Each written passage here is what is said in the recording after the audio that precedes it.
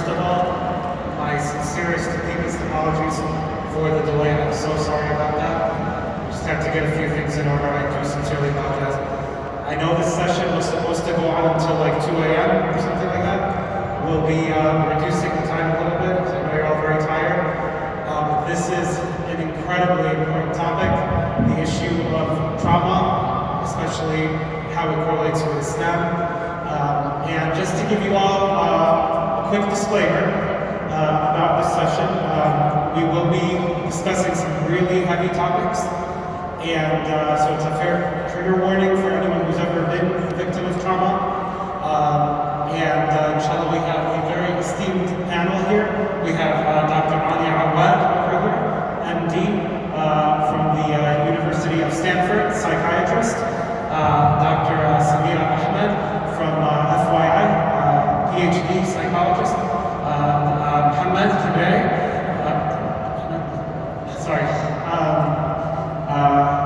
and Sheikh Yasir Fahmy as well, Sheikh Yasir Fahmy, and we will be, inshallah, talking about this very important topic.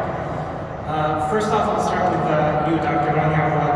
If you could tell us, first off, what is trauma? And is it, and what has been your experience, some stories that you'd like to share, or your experience in handling trauma? Bismillahirrahmanirrahim. Wa sallallahu ala sayyidina Muhammad wa ala alihi wa sahbihi wa sallam ajma'in. Thank you so much, Dr. Muhammad. And for all of you who are here, like Dr. Muhammad said, this is a difficult conversation.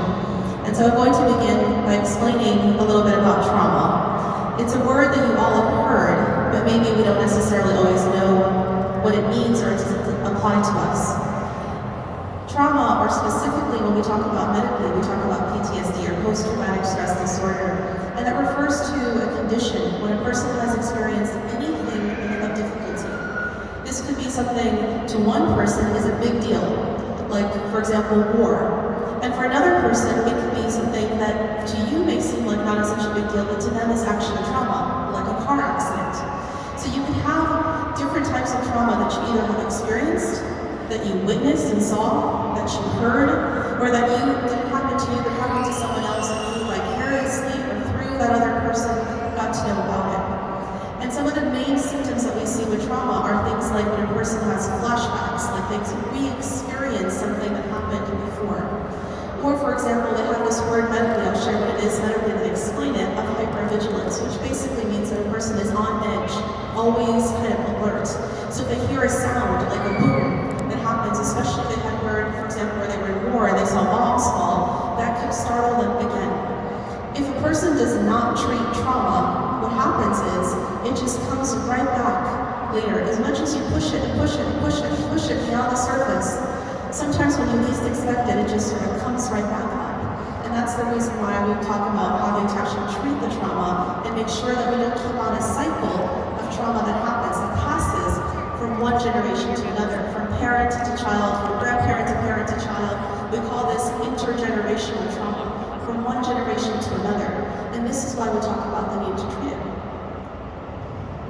You know, yesterday I was hosting the knowledge retreat, and yesterday and the day before, and I was shocked and not surprised at the same time at how many questions that I received that were revolving around trauma. You know, Sheikh Yasir, one of the questions that I get a lot, both in my practice as a psychiatric nurse practitioner and just here, is a lot of times there's this, you know, a lot of Muslims, they ask, you know, does this mean that Allah dislikes me? Have I done something? Does this mean, is this better? Volume? Can you hear me? So one thing that I've noticed with a lot of patients that I see, and even a lot of questions that I get, a lot of Muslims sometimes ask, you know, does Allah dislike me? Because of the trauma that I've experienced, they put this blame on themselves, this uqoob almost between Allah subhanahu wa ta'ala. What is your approach to that, if anyone were to ask you that? And what's been your experience with helping Muslims with trauma? Barakallahu feekum. Bismillah, alhamdulillah, wa salatu wa salam ala rasulillah. I would say that if you listen to the session with Dr. Yusuf Salam, and someone who spoke very poignantly about his own very profound trauma, pain and suffering, and how for him it was an expression of divine love. He was very articulate in how he experienced this accusation of rape and ultimately imprisonment and wrongful imprisonment for all those years, to have his name tarnished and to have so much of his family affairs compromised, but he experienced it as an expression of divine love, because it led him into a space, in a place of introspection, reflection, remembrance, and connectedness to Allah subhanahu wa ta'ala. And it's not arbitrary that when you see as an inheritance from the pious predecessors, whenever they experienced hardship or difficulty, they would say, and they would exclaim, Marhaban bi mirath al-nubuwah. We welcome the inheritance of the prophets. Hardships, difficulties, trauma, these are a form of prophetic inheritance. Because if you look at the most pious and profound people in our history, someone the likes of Sayyidah Sumayya, who you can arguably say never saw or experienced a good day in her life. Every day was pain, every day was suffering, every day was torture. And she experienced that day in and day out. And she was murdered and martyred in the most brutal way thinkable. And the end result is that she becomes one of the profound women of Jannah. Someone that until today, 1400 years later, we praise and we celebrate and we recognize. And so there is a direct correlation between traumatic experiences, painful experiences, and the love of Allah subhanahu wa ta'ala. They're not to be disconnected. Yes, if I conceive of this life only within the confines of this life, meaning that the beginning and end of my existence is solely what happens in this material realm of the dunya, then yes, perhaps I may perceive a hardship or a loss or a trauma as somehow being lesser than or being disliked. But when I know, without a doubt, in my conception of Allah subhanahu wa ta'ala, in my conception of existence and reality that extends well beyond the dunya, that this pain and trauma and hardship is going to directly correlate to a type of elevation and praise and a celebrated status in the afterlife, then I take solace in that and comfort. And that's why Sayyidah Khadija, a woman who sacrificed her entire life for the message of La ilaha illallah Muhammadur Rasulullah. She gave her entire self, all of her resources, her efforts, and her time for the sake of the Messenger of Allah sallallahu alayhi wa sallam. And the result of that was she likely died because of illnesses that were incurred during the boycott in the Shi'a of Abi Talib. This is a Lady Khadija, a woman of profound resources. Even the people of Quraysh themselves were pained to see Sayyidah Khadija in that state. So they would send specific emissaries to her and say, it's hard for us to see you a part of this boycott. Come back to us. But she would never. She rejected any offer to stay away from Muhammad sallallahu alayhi wa sallam. Do you know what the result of that was? That Allah sent the angel Jibreel to a Sayyidah Khadija, but it experienced so much trauma up until that point, and hardship. And it was a message from Allah directed specifically to Sayyidah Khadija to say, إِنَّ اللَّهَ يُقْرِئُكِ السَّلَامِ. Allah sends His salam to you, and He's promising you, and He's giving you the glad tidings of a house in Jannah that is made of pearls, and in it there is no hardship, no difficulty. So brothers and sisters, when we situate our hearts and our minds within that reality, that Allah subhanahu wa ta'ala is not only does He not like us, but that He is watchful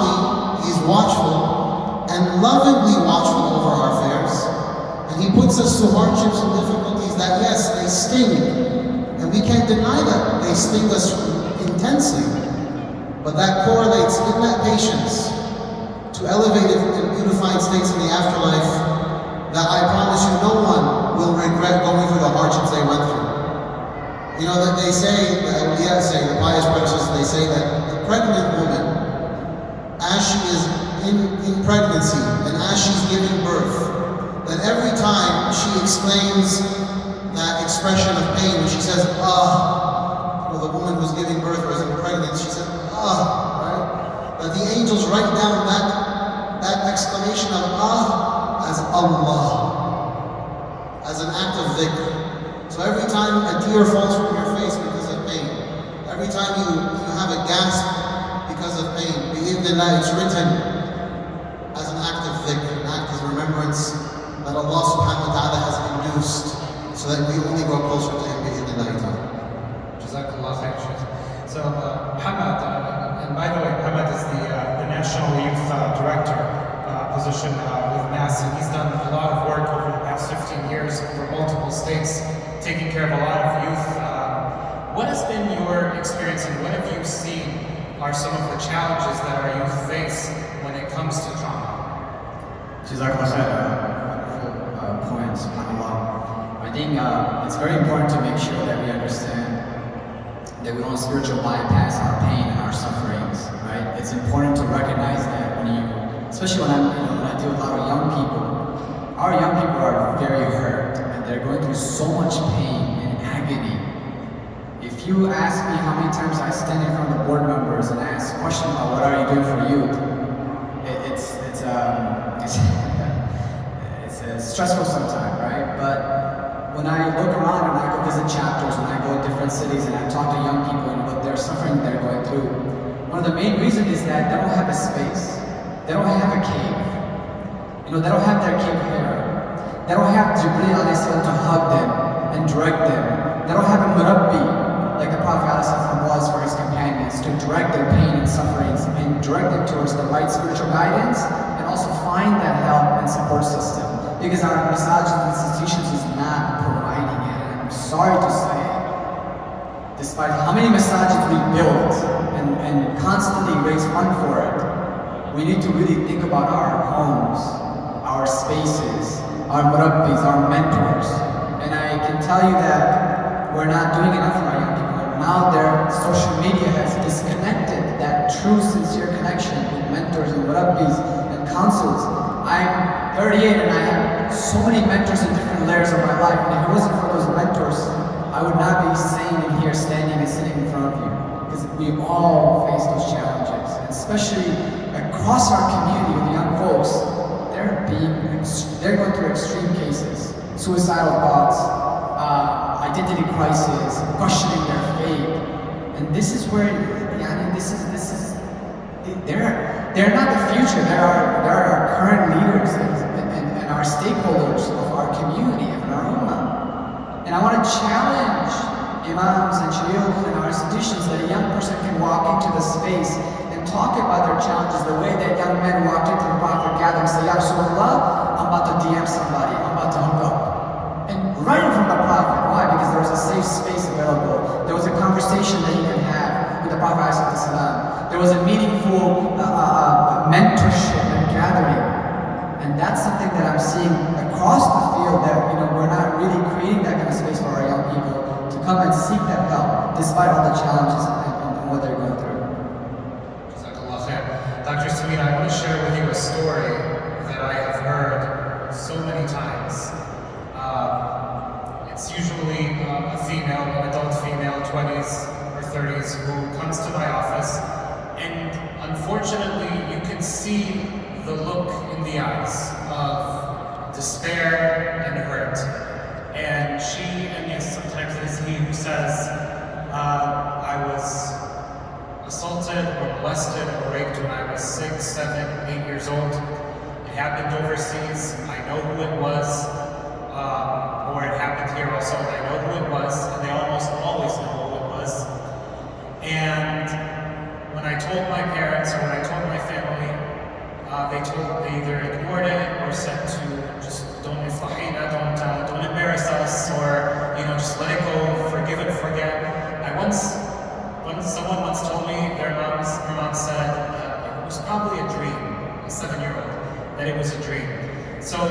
talking, Mohammed, about, the safe spaces. So, Dr. Sameera, what can we do to first have a safe space in our own homes so that we can allow our kids to actually, not feel betrayed when they come with this sort of things? Because kids lie about stealing cookies from the cookie jar. They lie about how much time they spent on video games. They don't lie about this stuff. SubhanAllah. What you're saying, unfortunately, it is in reality. We see it very often as a clinician. I can't tell you how many of our young people have been sexually abused. And like you said, from individuals they knew. And so for us as parents, one of the things that we really need to be able to do is be aware of these realities. We need to have mental health literacy. Just like we have spiritual literacy, educational literacy, we need to have mental health awareness and literacy. Understand what's out there. Making sure to have those conversations with our children about safety and individuals, and if someone touches you inappropriately, what to do. Us as parents, if this type of situation does happen, we have to be calm.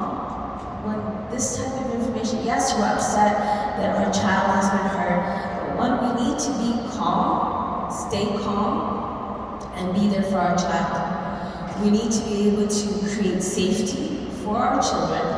So when something like this is revealed and shared, praise them and thank them for sharing that information with us, right? And as we may have 20 million things going on in our mind, and all of that, stay calm and in the moment in that situation. And as you're talking to them, make sure you don't leave with any questions, just really listen and be there for them. And then as you do that, really make sure that we can ensure their safety. So if it's somebody they knew, to make sure that they do not have any more unsupervised access. Make sure that you do something about it. You mentioned a lot of times people say, oh, well, I don't want to cause fitna in the family. I don't want to cause fitna in the community. Think about the fitna you're creating by not doing anything. And not just fitna, the pain that's it's caused your child, but how many other children have been impacted by this individual. And not only the other individuals, but the generational impact that Dr. Rania was talking about earlier. It impacts your self-esteem, your self-worth, your sense of safety, your trust in individuals, in the world. It has a profound impact. So for you to, whatever it is what you're considering fitna, it's not fitna. You're part of the problem if you're not doing anything about it. Yes, it's scary to hold someone accountable, especially if there's someone in some community leadership. Or it's hard to have those conversations when they're family members. But how are you going to answer to Allah subhanahu wa ta'ala if you don't do something about it? And so recognize in our community, we now are in a state where we can do something about it. We have resources available. We have organizations like the Family and Youth Institute. We have organizations like HEART, Peaceful Families. We have many different organizations out there who have resources to help you guide through these difficult conversations, difficult resources. They're there. Use us to help guide you through these difficult conversations so that you can do the best that you can for your family and for the community. Dr. Rania, do you want to elaborate on that and perhaps share any stories that you have? Yeah, no, thank you, Dr. Sameera. It's so important to think about the effect of what happens when trauma is not listened to. When abuse comes to you, you hear about it, you know about it, but actually don't step up to the plate. And what happens next? As a psychiatrist, what I can tell you is my worst dilemma, worst case scenario for most clinicians is the end of the line. What is the end of the line? And here I'm going to give my trigger warning because it's a difficult one. We hear about different mental health conditions, depression, anxiety, all kinds of things that are afflicting not just our youth. People keep adults and kids. And being a Muslim and a strong Muslim does not make you immune from these conditions that could be environmentally induced. Meaning if you are living your life just fine, but then you experience a trauma, then you're going to have symptoms of trauma. And your iman isn't going to help you, but it's not going to necessarily prevent the trauma feelings. It's really important to understand that. And so I was saying my trigger warning, because the end of the line, beyond depression and anxiety, we worry about suicide. We worry about people take their lives. And people say this is not in the Muslim community. Well, let me tell you, this summer, my team and I have a lab at Stanford University called the Muslim Mental Health and Islamic Psychology Lab.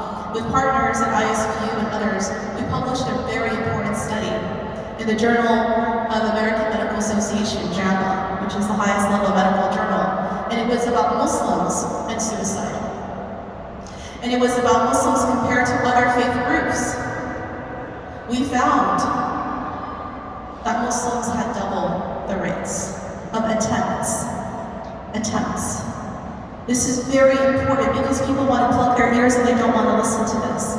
I worry that if a person has experienced trauma or any sort of mental health condition and they're not being treated, they're not being listened to, they are not given the kind of access and care that is now available. And at the hands of Muslims, alhamdulillah, there are now many professionals going into the field of mental health. But even if they're not Muslim, getting the help they need, I worry about why it is we're seeing the research look the way it looks today. And that is why, Dr. Sameera, you talked about literacy. It is so important to have that mental health literacy. We have an entire training just on working on the topic of suicide in Muslim communities and how our imams, our religious leaders, our community leaders, our youth activists and leaders need to be trained in actually how to do this properly, right? And talk about the most taboo within the taboo of topics like this. Because otherwise, what happens? You get to the end of the line, and then everyone just wants to sweep it under the masjid rug. We can't sweep this under the masjid rug any longer. It has to be discussed, and openly. And we use our deen, our faith, as a lens to be able to actually help us through it. But no more hiding our head in the sand, right? And I think that's the strongest message to give tonight about trauma. No more hiding our head in the sands. Inshallah, we have so much we can actually offer and to do this right. But we have to be willing to take that very courageous first step. Allah.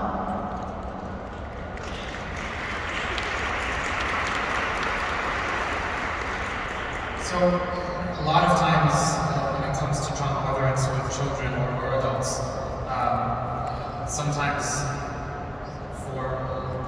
some may feel some sort of shame or guilt and not talk about it. What are some signs or symptoms that we on the outside should look for if we suspect that something happened to someone and they're not talking about it? What are some things that we look for?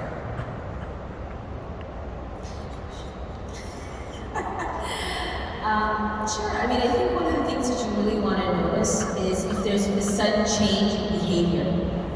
So someone who used to be outgoing is now kind of no longer, interacting, is kind of withdrawn. Someone who used to sleep, maybe 6 to 8 hours, is now sleeping 12 to 14 hours. Differences in eating a lot or eating less. You want to see where are the differences that are taking place. And the other thing is, one of the things that you also want to make sure you do is create that space to have those conversations. And it may not be the first time they'll tell you, but if you let's say, express your care and say, look, I'm really concerned about you, is everything okay? And initially they may not feel like it's safe to talk, but maybe if you ask again and again, constantly check in with them and say, I'm concerned, things seem to be different, what's going on, and as a friend to constantly do that. The other thing, and kind of commenting and adding on to what Dr. Rania had said earlier, is recognizing that sometimes when you've experienced trauma, you don't realize the impact the trauma has on the rest of your life. It may have been a trauma early on, but you've kind of buried it. And then something comes along, either in marriage or parenting or a different relationship, and it triggers you. I'm working with a client, and something that happened when he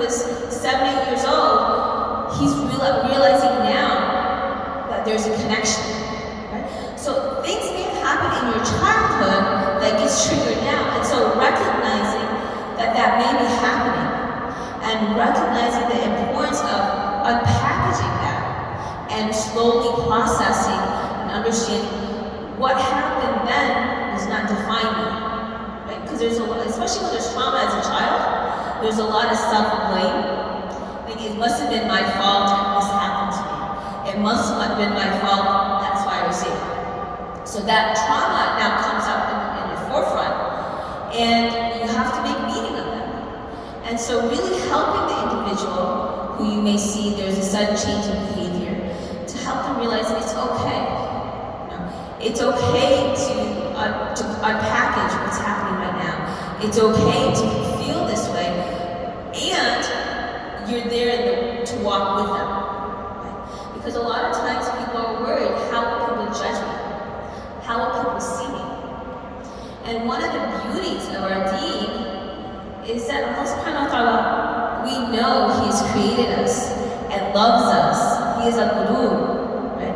And He's promised us that everything happens for a reason. And so what we, as we try to unpackage and make meaning, have to do is understand what's in it for me to learn. How can I grow? What can I do with this experience? And so I think, kind of going back to the question is recognizing that as this happens, to really recognize that there are many elements in our deen to help us process what's going on, help to benefit. Having iman is not going to prevent some of this stuff from happening. What our faith does is help us process and navigate and help kind of be our safety valve to help us go through things. I think that's one of the things that we need to recognize is that our deen is our support, and we also need to get medication help, therapy help, support from our community, physical, social support. All of those elements are extremely important. Barakallahu feekum, Dr. Sameera. I have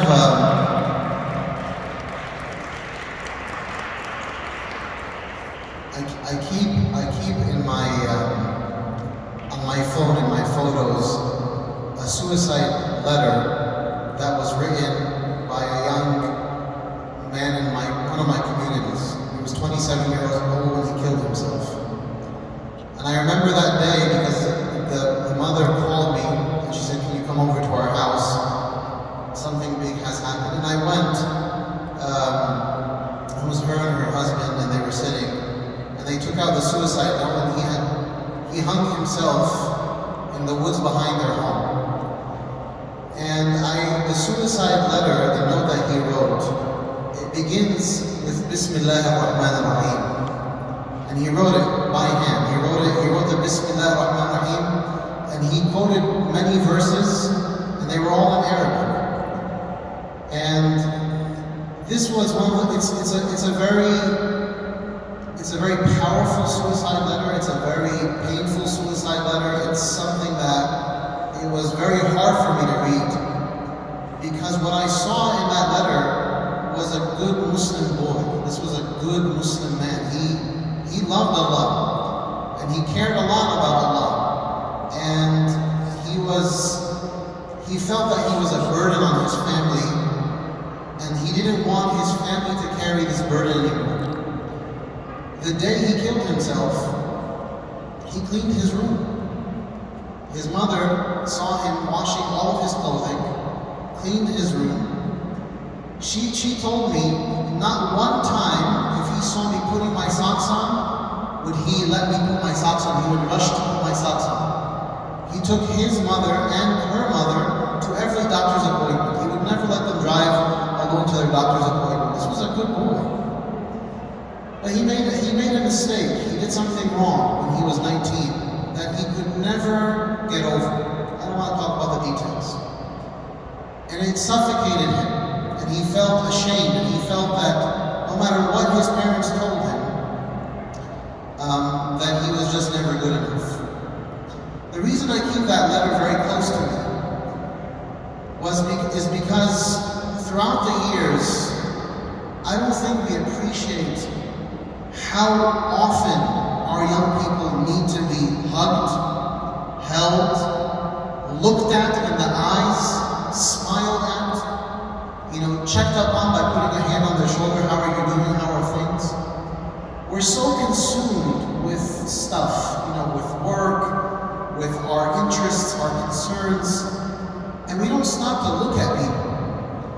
And the thing and I knew this young man, and the thing that killed me on the inside was, of course, everything is in the hands of Allah subhanahu wa ta'ala, but I wish I could put my hand on his shoulder. I wish that I could see him just one more time and talk to him. I really wish that, because I didn't realize what was going on inside of him.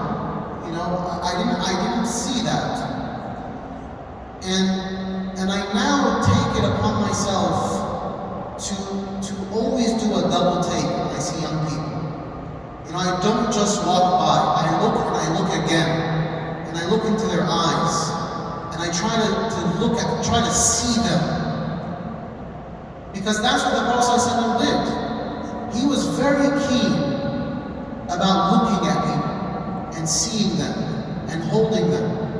He stopped an entire caravan to sit down with a boy named Umayr, who seemed a little sad. And he sat down with him on the road. He said, "What's wrong? What happened?" He said, "Oh, my bird died." And he was talking to him about his pet bird that had passed away.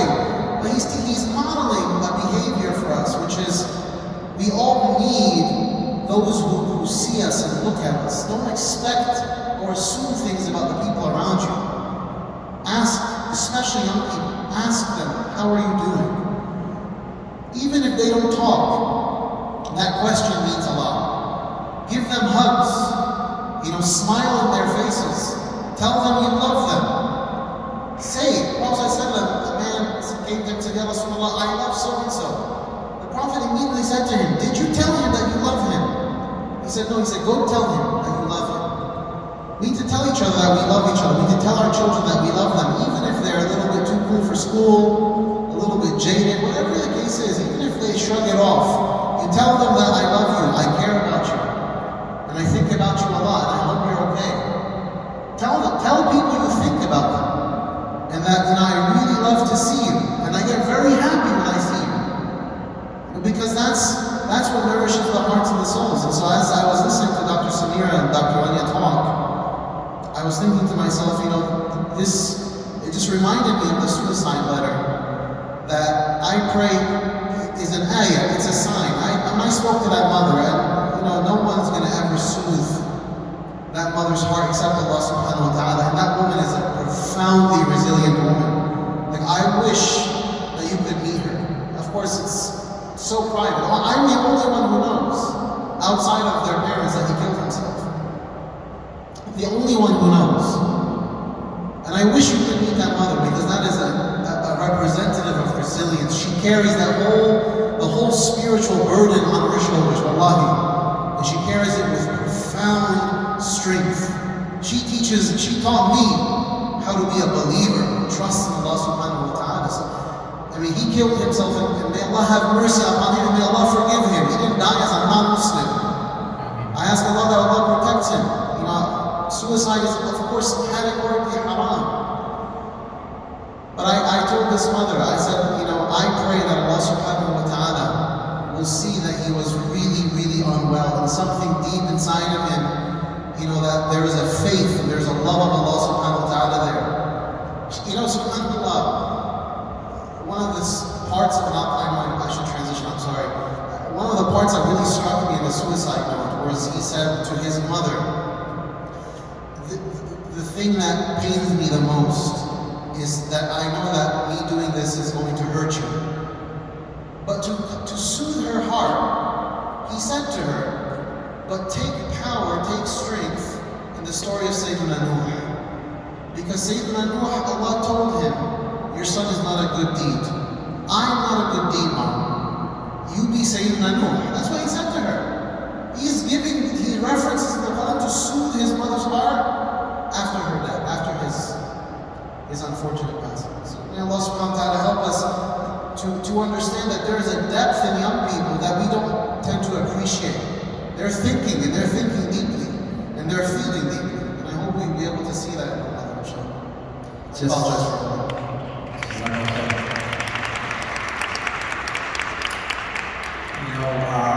I do want to lower my water line because I think that's something that is powerful, that is shared. Growing up as a Desi immigrant parent, I remember I used to get hugs during Eid and on special days. And that tough love that a lot of parents give to their kids, where they'll hug them, touch them, tell them they love you. But they do. Like, one thing, don't take me wrong, our parents, well, except my parents, because it took me 10 years to fix my relationship with my parents. And please make dua for them, that their intention for those. As being a parent right now, I realize the effect of that tough love is spearing on my kids. I have 2 kids, Jibreel and Malak, in this gathering. And I'm doing everything I can to hug them and tell them I love them, but even being a husband, I feel like, this distance, I'm not comfortable hugging, I'm not used to this.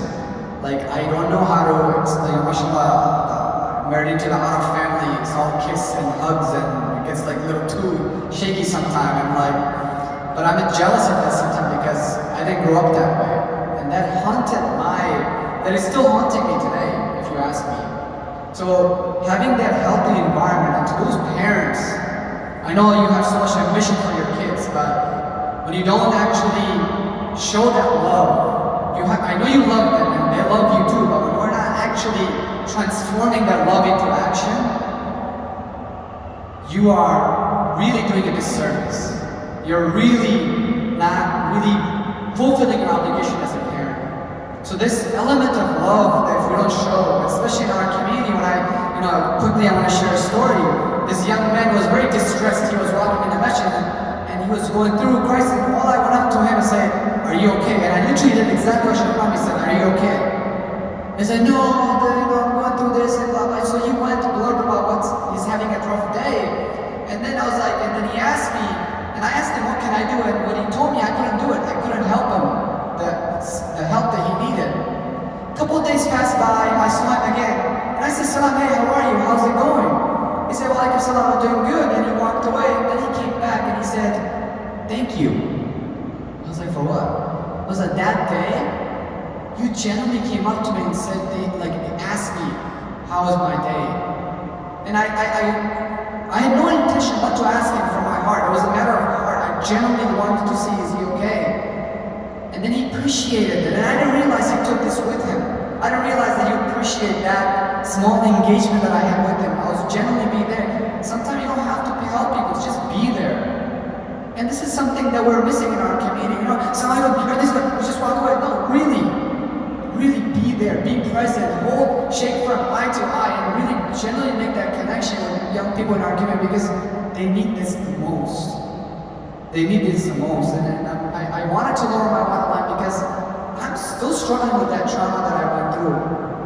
But as in my 30s, I started fixing the relationship with my mom, and now I was living to MAS-ICNA and I want to go visit her. SubhanAllah, she eagers for that hug too because she didn't know how to make that approach with me. So when I'm approaching my hand, now she comes and hugs me. And I was like, this took me 38 years to get here. Parents, please wake up. Yes, your kids will be doctors, engineers, whatever the option you give. Beyond that heart, that love, that tenderness is so crucial. Please don't underestimate it.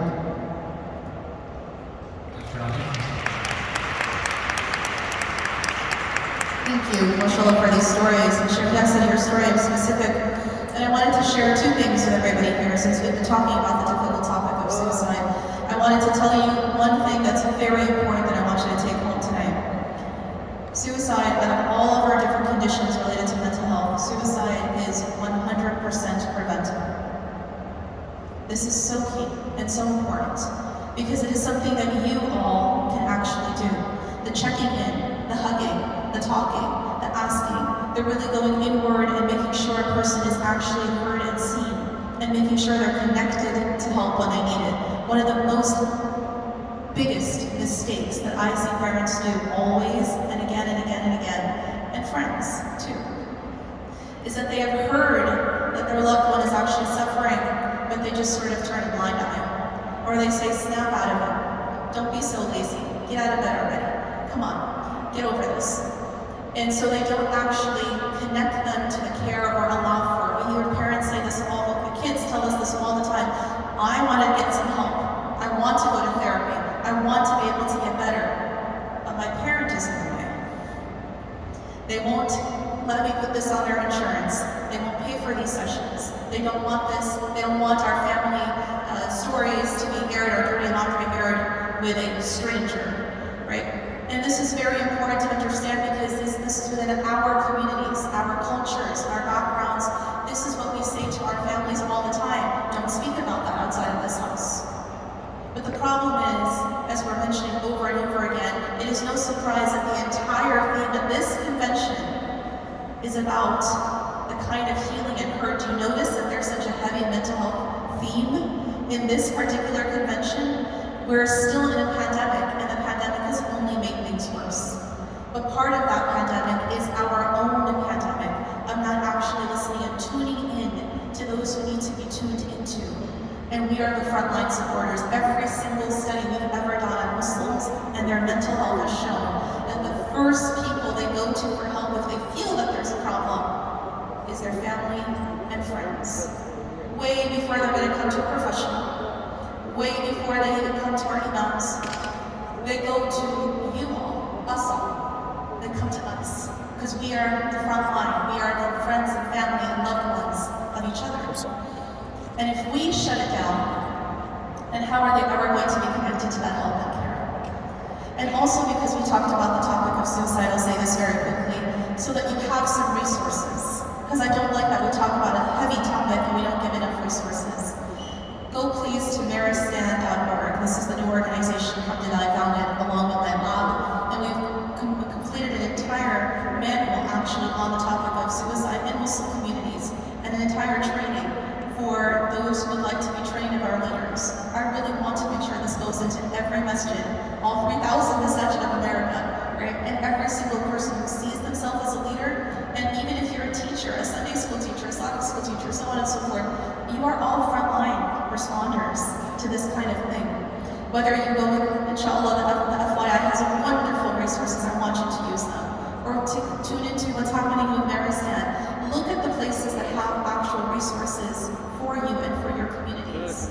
And now, I'm going to shift gears a little bit because Dr. Awaad has been asking me about the story about trauma. And here we're going to look at a different case really quickly together of trauma from a different lens. And this is a story that I want to share with you. It's a little bit of a backstory I have to share that you understand where I'm coming from.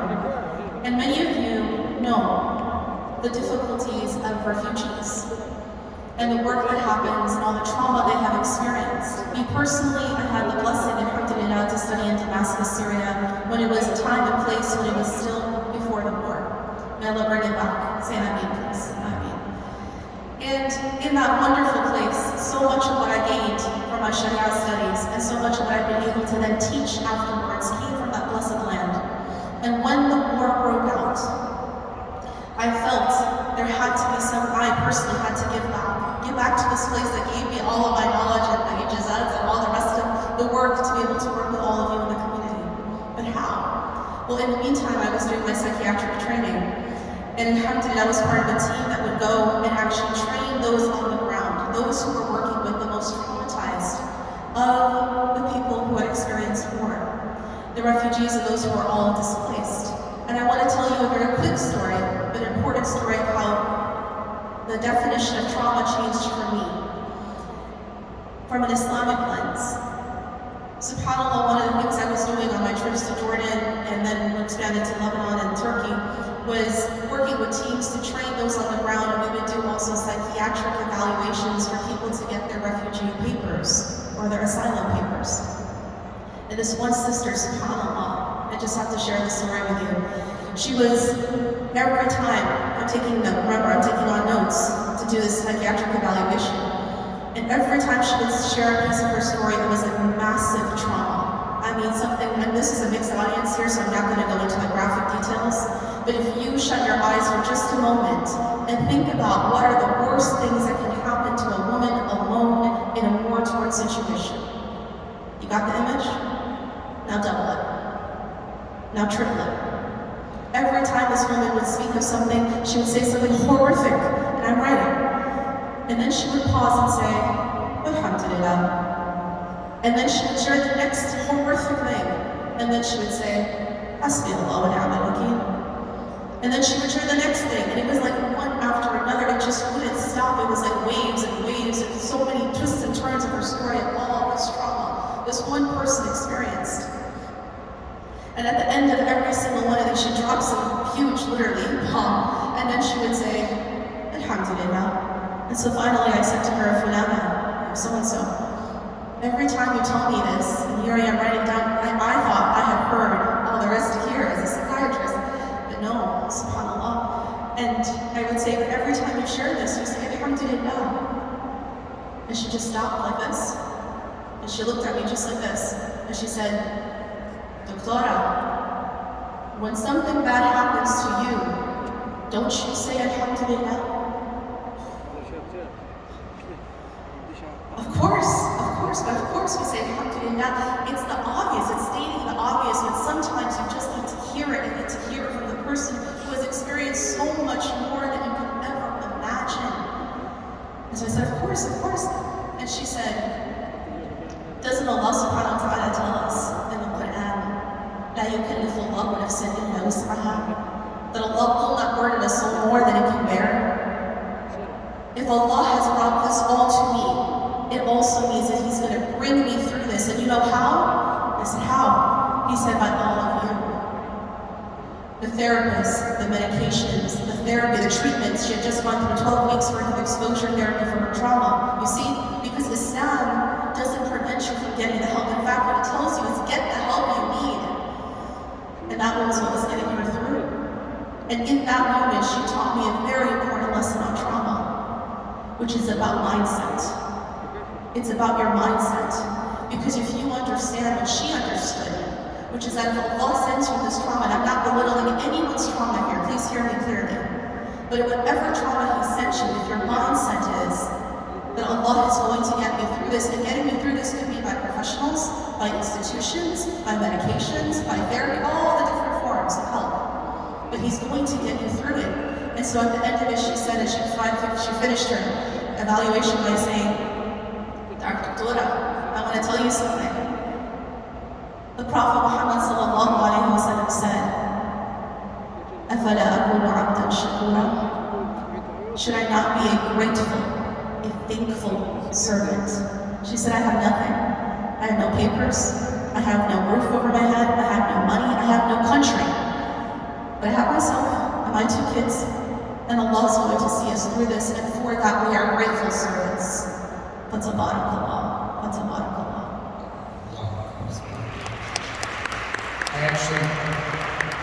I do want to come back to the topic of resilience. I should save it to the end, but I want to just shift gears a little bit, and we'll come back to that a little bit more, because I do want to end on a positive note on such a heavy topic. Dr. Sameera, with the pandemic, which you spoke about, we've seen, unfortunately, a rise in domestic violence cases. And a lot of times when I speak to patients, a lot of them are just stuck. A lot of them just feel like I'm in this hopeless situation. What am I going to do? She doesn't have a job, the kids, or a lot of times they'll even say, I'm worried the courts will take the kids away from me because the courts will see that I'm seeing a psychiatry provider. And where am I going to go? Like, he pays the bills and he does all of this. So what's your, and it's the sad reality, so what's your advice to people struggling in that situation where they're stuck, and also kids at the same time might be stuck in that toxic situation? Yeah, with the pandemic has resulted in increased depression, increased anxiety, increased marital stress. Because a lot of the typical coping methods that we used to have, maybe exercise, going out, being with friends, that social support, a lot of it has kind of dwindled away or kind of changed. And so there are a lot of those supports that we no longer have, and we're dealing with the increased stress, which is also increased tension within our marriages. And so when there's conflict when that conflict involved abuse, such as domestic abuse, domestic violence, physical, verbal, sexual, financial, all of that combined, it's difficult not to feel stuck.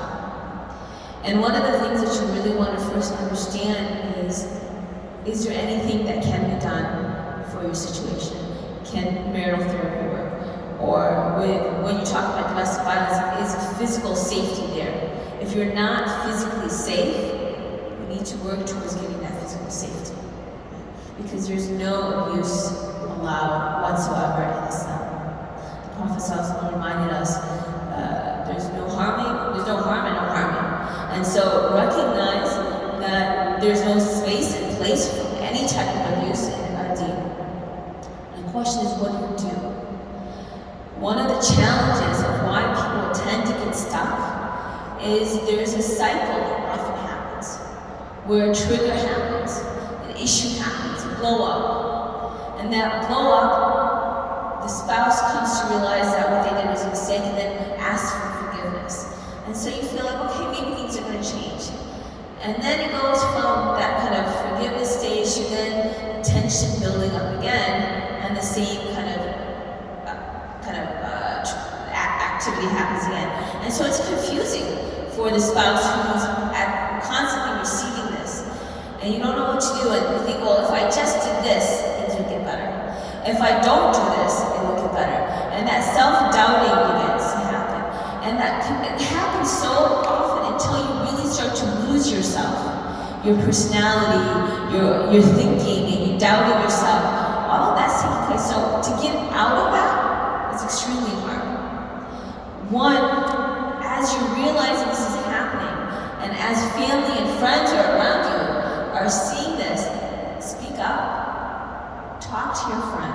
Talk to them and say, hey, we're concerned about you. Because sometimes if you're experiencing this and the abuse is going on and the controlling behavior is happening and the manipulation is happening, you begin to doubt your reality. You begin to doubt what you're hearing or saying and what you're thinking. And you need that external confidence from family and friends to help you through. Now for family and friends, when you see your loved one who's going through this, don't get frustrated with them. It takes time to go through this experience and recognize and get the confidence to say that this is not okay and I'm going to make change. It takes up to 7 attempts to leave before someone actually can leave. So if you are there walking with them through that process, helping them understand, recognizing that this back and forth will happen, eventually they will make the changes. But one of the things in domestic violence situation is to recognize that the behavior that they're experiencing is not okay. There's no justification Islamically, and that they have the right to live a life free of terror, free of harm, free of hurt, and they're worth it. And so when you start to understand that you don't deserve it, you now need to start understanding and rebuilding yourself and help go through that process of, okay, this is not okay. What are my options? And again, sometimes, like you mentioned, the financial situation is a concern. The concern of children and who will have custody. And again, one of the things that we recommend is get the education. Make your decisions not in an emotional state, but in a state where you're able to understand all the different circumstances, the issues, the challenges that you're going to face, and get your ducks in order. Make sure you understand, okay, if legally this was going to happen, I am emotionally and psychologically prepared to address it. Get the social support for your friends and family. Help with a therapist to help you walk through and go through this. Make sure you have a lawyer if you need that. But all of that, all of those kind of different aspects need to be addressed as you're going through. And I recommend 2 specific resources for you.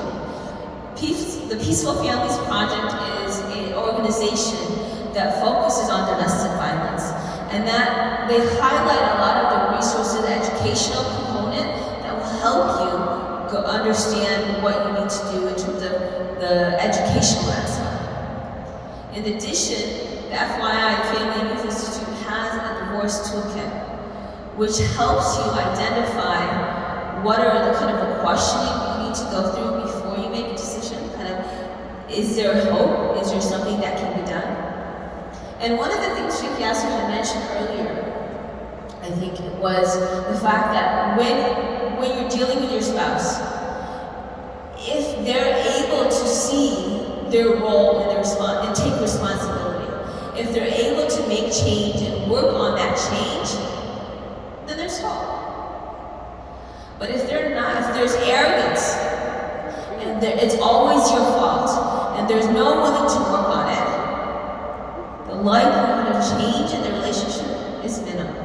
Right? And so to really go through that kind of discerning process to really make that change. And as you do that, understanding what is to be expected.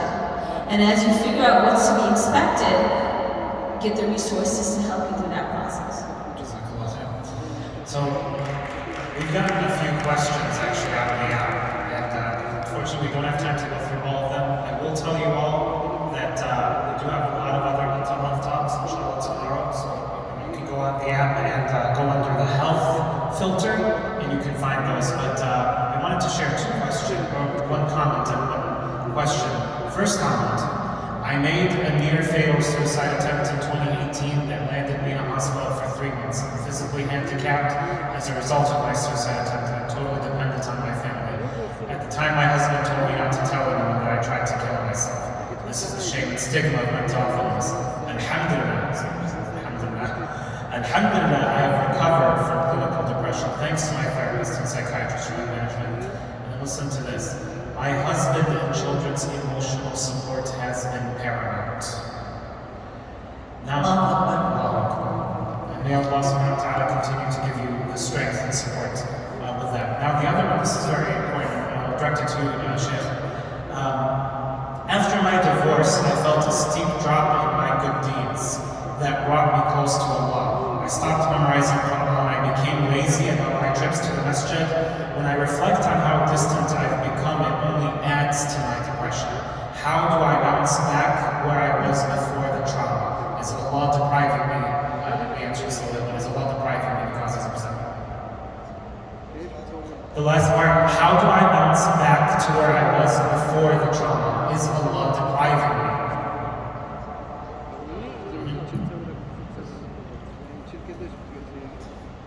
Well, first off, may Allah subhanahu wa ta'ala bless the sister and her husband for their resiliency and their strength through this hardship. Allah subhanahu wa ta'ala bless and protect all of you, Ya Rabbal Alameen.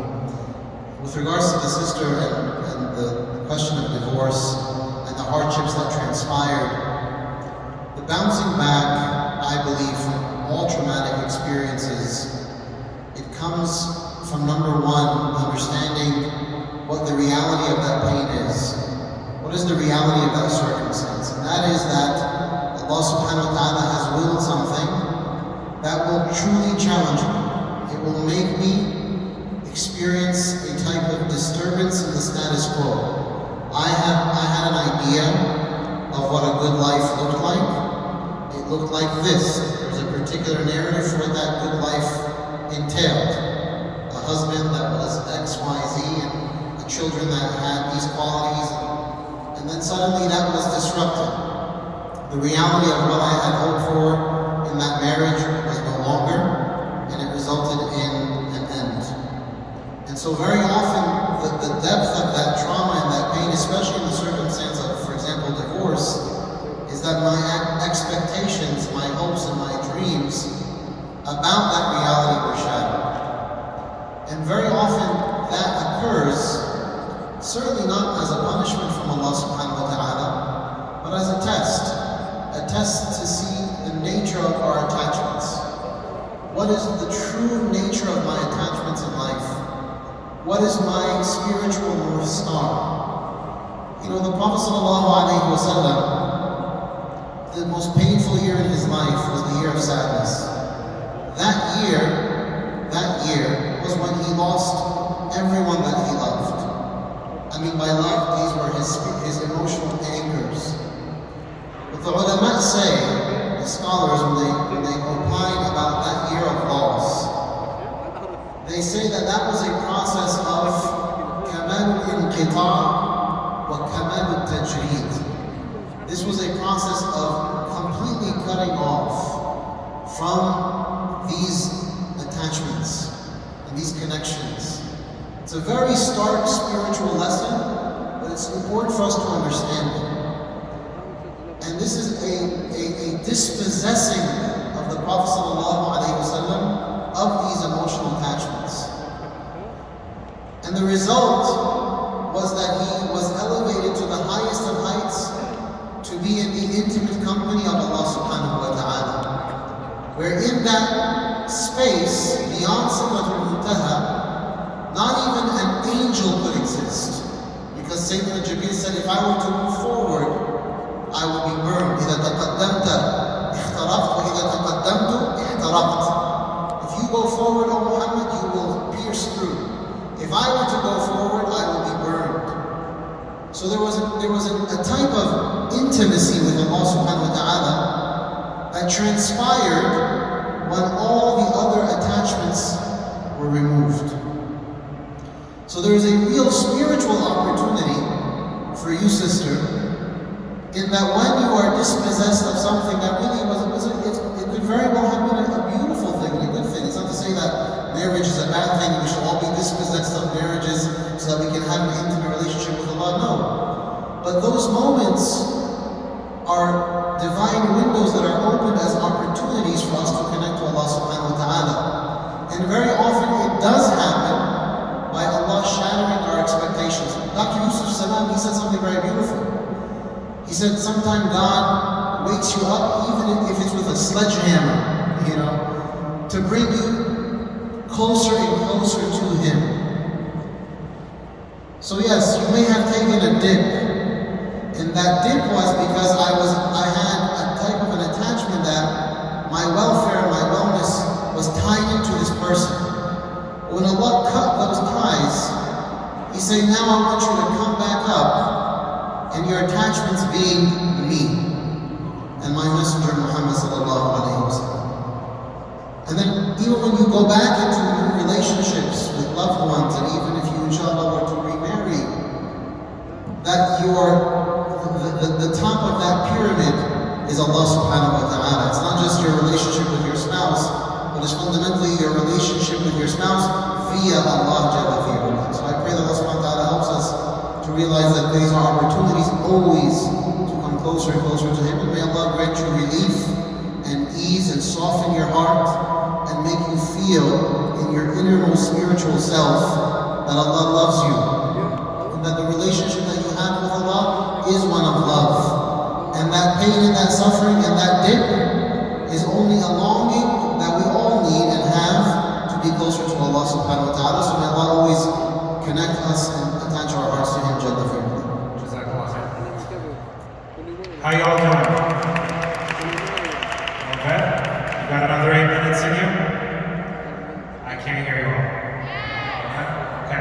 I'm going to do 2 more questions, inshallah. But Sheikh Mohammed mentioned that he'll be at the MAS booth for any other questions that you may have. So one of them that I want to ask is, how do you help a family member who is clearly suffering but just won't get the help?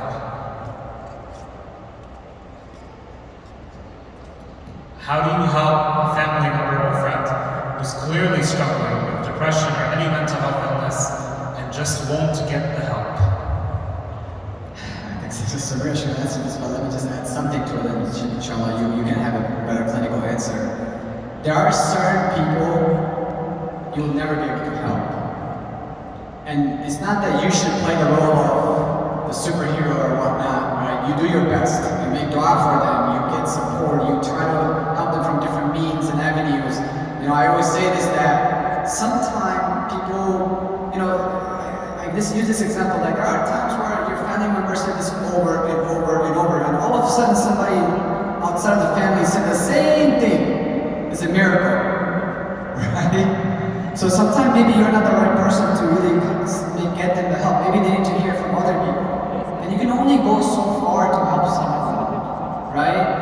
and to burden yourself, like, look, I'm doing everything I can, because that person has to also want that help. I mean, this is what I have experienced, and I'd love to have that just in your answer that a bit more.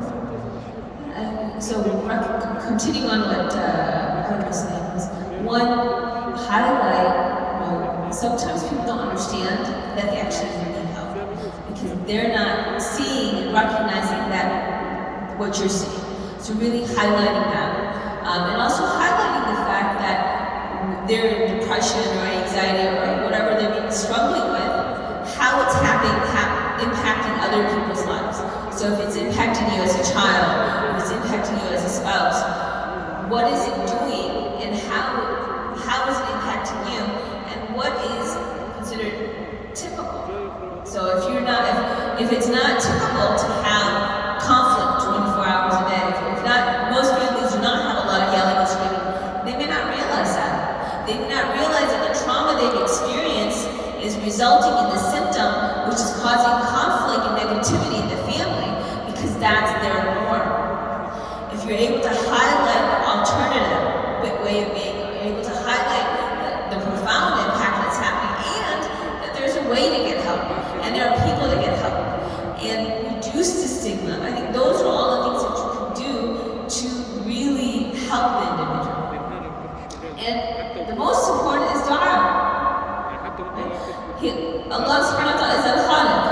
He is the one who can change the mind and hearts of an individual. We have to do the work. We have to do the work in getting the resources there, getting the help, taking them. But ultimately, it's Allah who changes the hearts and minds of people.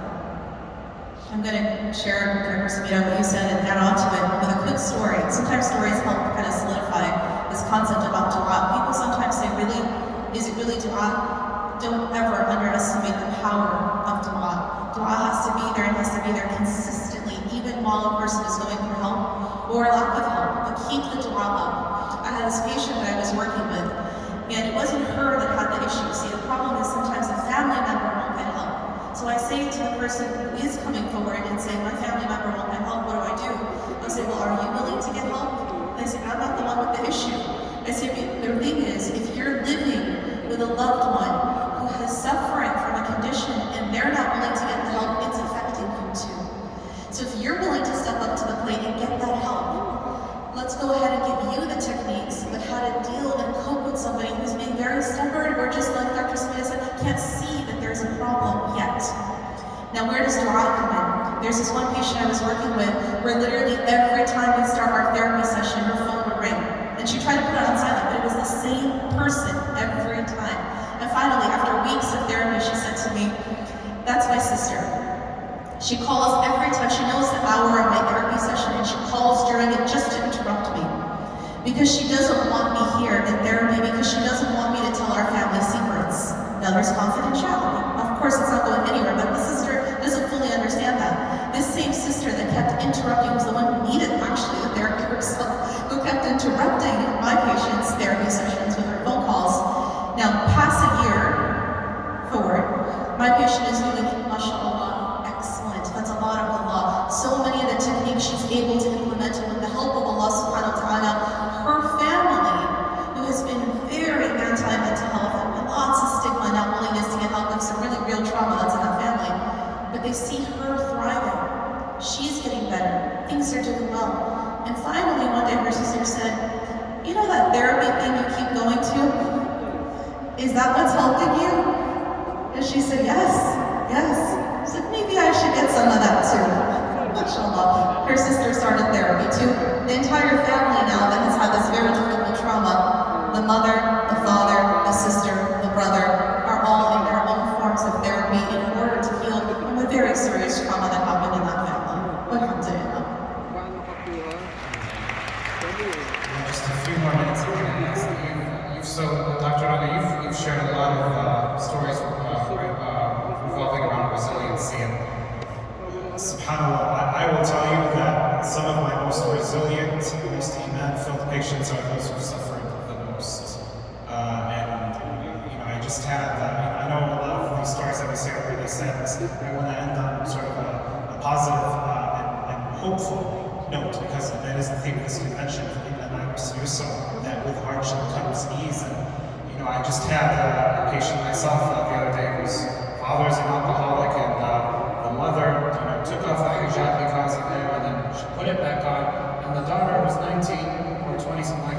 also put on the hijab.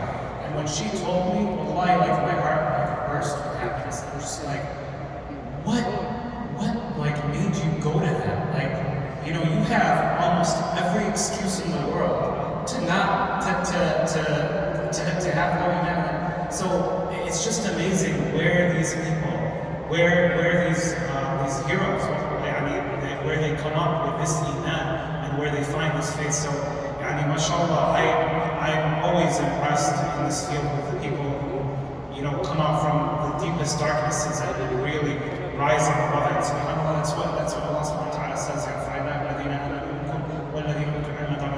subhanahu wa ta'ala will elevate you if you look for it. Can you, the rest of you, can you share any stories of resiliency, and then we'll wrap it up, inshallah.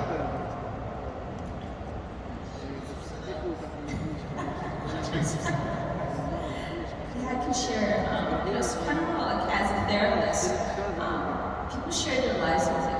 And obviously, we don't share because of confidentiality, we don't share information. But almost every single time I meet with a patient or client, I'm just amazed with the courage people have to come to address their traumas, the willingness and effort they have to put towards them. And everybody's story is so important, it's so valuable, and there's so much I learned from them. And I think one of the things that really, one of my clients that just, to this day, I really think about them.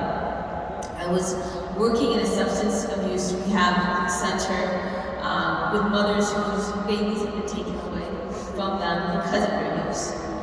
And you know, one of the women who came was a sister in full niqab, and she had come and she looked at me and I looked at her and she was like, I don't want her, because she knew I was Muslim.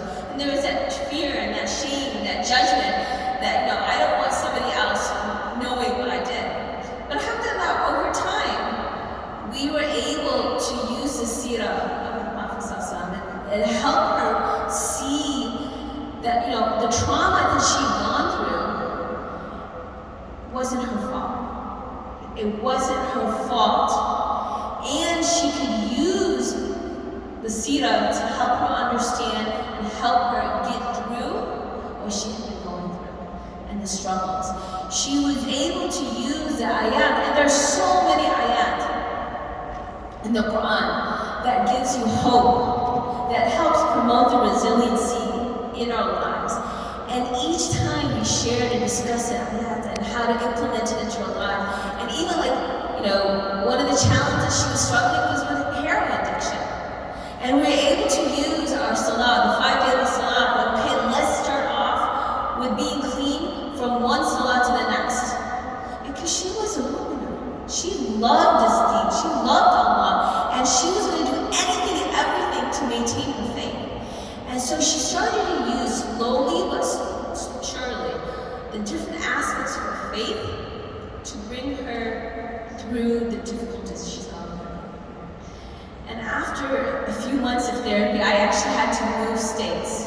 This is when I left New Jersey, apologize, and we moved back to the Midwest.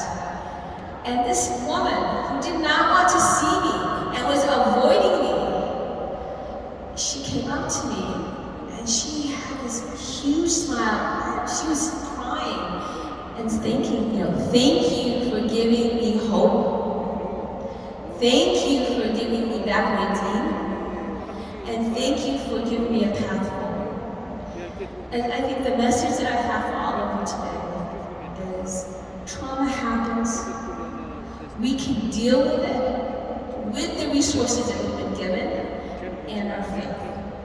Never underestimate the power of change.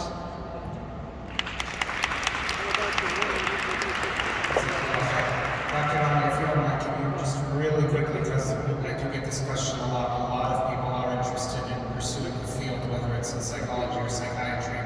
I got the question a few times. Just 1 minute, can you give some advice on people who want to pursue this career and where they can go or how they can start? Sure, inshallah. It's a very burgeoning career. Alhamdulillah, unlike when I first came to it, I felt like I was an island all by myself. You probably felt the same, Dr. Sameera. There were no Muslims interested necessarily in bringing the Muslim into the mental health space or the Islam into the psychology space, except for very rare. And now, alhamdulillah, it's really becoming a much more, growing field. Because what we learn, and what we're learning, subhanAllah, is that our deen, the foundations of it, actually allow for all the types of healing through it.